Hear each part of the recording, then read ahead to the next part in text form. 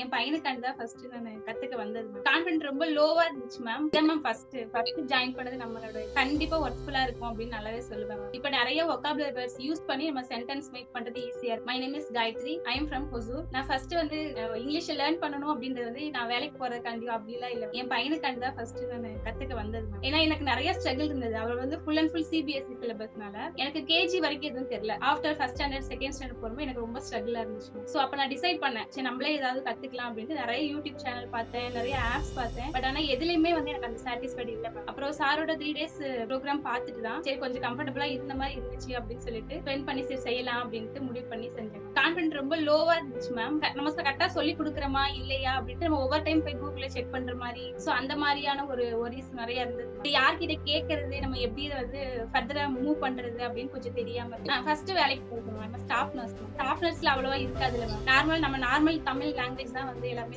இது பண்ணுவாங்க. ரெண்டாவது நான் சவுத் சைடுன்றதுனால மத்த லாங்குவேஜ்க்கு அங்க இடம் இல்ல மேம். ஃபர்ஸ்ட் ஜாயின் பண்ணது நம்மளோட Facebookல மேம். சாரோட 3 days ப்ரோக்ராம் பார்த்துதான். Yes ma'am. நான் ஃபர்ஸ்ட் Facebook பார்த்துட்டு அப்புறம் உங்களோட இன்ஸ்டாகிராம் பேஜ்ல போயிட்டு ஸ்டூடெண்ட்ஸோட ரிவ்யூ பார்த்தேன் மேம். அவங்க எல்லாருமே கொஞ்சம் ரொம்பவே நல்லாவே பேசியிருந்தாங்க. அவங்களோட எக்ஸ்பீரியன்ஸ் ஷேர் பண்ணியிருந்தாங்க. சோ எனக்கு ஒரு கான்ஃபிடன்ட் வந்தது மேம். சரி நானும் இந்த மாதிரி பேசுவேன் அப்படின்னு. எனக்கு ரொம்ப பயமா இருந்துச்சு மேம். நமக்கு எப்படி இவங்க சொல்லி கொடுப்பாங்க, நம்ம ஒன் ட்ரைனர் அப்படி கிடையாது மேம். நம்ம கூட ஒரு 10 பேர் இருப்பாங்க. நம்ம கரெக்டா கொஸ்டின் கேட்க முடியுமா, அந்த கொஸ்டினுக்கு அவங்க கரெக்டா ஆன்சர் பண்ணுவாங்களா, எனி டைம் ரெஸ்பான்சிபிள் பண்ணுவாங்களா அப்படின்னு சொல்லிட்டு நிறைய டவுட் இருந்துச்சு மேம். ஆனா ஆஃப்டர் 1 week எனக்கு அது எல்லாமே சாட்டிஸ்ஃபைட் ஆயிடுச்சு. ரியா மேம் ஆகட்டும், நீங்களாகட்டும், எல்லாருமே கொஞ்சம் நல்லாவே ஈஸியா ரெஸ்பாண்ட் பண்ற மாதிரி ரொம்பவே மாறி இருக்கு. ஃபர்ஸ்ட்ல எனக்கு வொக்காபுலரினா என்னன்னு தெரியாது. இப்ப நிறைய வொக்காபுலரி வேர்ட்ஸ் யூஸ் பண்ணி நம்ம சென்டென்ஸ் மேக் பண்றது ஈஸியா இருக்கு. அது பாத்தீங்கன்னா என் பையனுக்கு நானே ஓனா என்ன இங்கிலீஷ்ல எப்படி பேசணும், என்ன மாதிரி பண்ணணும்னு சொல்லிட்டு கொஞ்சம் கொஞ்சம் நானே ட்ரைன் பண்ண ஆரம்பிச்சிருக்கேன். இப்ப எனக்கு ஈஸியா புரியுது மேம். புக்ல இருக்க வேர்ட்ஸ் அதுக்கு என்ன மீனிங் அப்படின்றது எனக்கு ஈஸியாவே புரியுது. Yes ma'am. ரொம்ப இம்ப்ரூவ் ஆயிடுச்சு அப்படின்னு சொல்ல முடியாது மேம். பட் ஆனா நான் ஃபர்ஸ்ட் இருந்த விட இப்ப நல்லாவே இம்ப்ரூவ்மெண்ட் ஆயிருக்கு மேம். ஆனா இன்னும் நான் லேர்ன் பண்ணிட்டே இருக்கேன் மேம். எப்படி பேசணும், எந்த மாதிரி பேசணும், அடுத்தவங்க கிட்ட நம்ம பேசுறது அவங்களுக்கு எப்படி புரியுது, நான் எந்த மாதிரி பேசணும் அப்படின்றது இன்னுமே நான் லேர்ன் பண்ணிட்டே இருக்கேன் மேம். இந்த 50 days மாறது எனக்கு ரொம்பவே ஹெல்ப்ஃபுல்லா இருக்கு. எனக்கு இன்னும் கொஞ்சம் அசஸ்மெண்ட்ல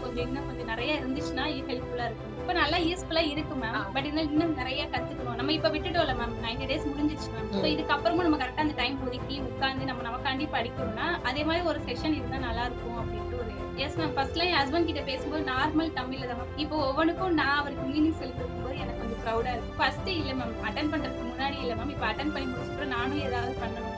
சோ எனக்குன்னு ஒரு இது இருக்கணும் அப்படின்றதுக்காண்டி இப்போ ஒர்க் ஃப்ரம் ஹோம் மாதிரி ஏதாவது ஜாப் இருக்கான்னு சர்ச் பண்ணிருக்கேன். இனிமேல் நான் வந்து என்னோட அடுத்த லெவலுக்கு போகணும்னு முடிவு பண்ணி ஃபர்ஸ்ட்ல மேம் நான் பஞ்சுவாலிட்டி ஃபாலோ பண்ண மாட்டேன். ஆனா சாரோட செஷன் அட்டன் பண்ணதுக்கு அப்புறம் ஆன் டைம்ன்றது நம்ம கரெக்டா அந்த டைமுக்கு போறது இல்ல, பிஃபோராவே நம்ம அங்க இருக்கணும் அப்படின்றது ஒரு நல்ல ஒரு கத்துருக்கேன். நெக்ஸ்ட் பாத்தீங்கன்னா யாரையும் வந்து பிளேம் பண்ணக்கூடாது, கம்ப்ளைண்ட் பண்ணக்கூடாது. தப்புனா தப்புன்னு ஒத்துக்கணும். நான் லேட்னா ஆமா நான் லேட் அப்படின்னு ஒத்துக்கணும். அதுக்கு ரீசன் சொல்லக்கூடாது.